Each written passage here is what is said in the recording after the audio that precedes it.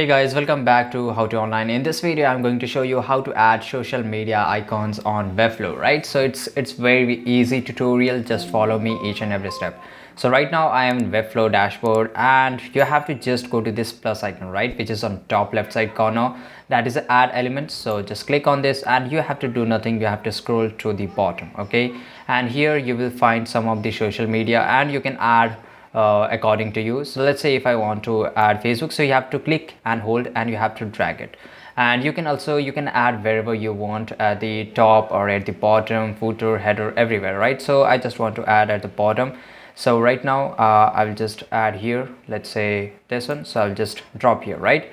And according to my changes, I can just change here the size, the color, then everything, right? So you can do it from here and you can see that. And of course you have to add the link here, right? So just go to your facebook.com, open your ID and copy the link, and after that paste it here, right? The same thing you have to do to add another social media. Let's say if I want to add Twitter, you have to click and hold and you have to drag it here, right?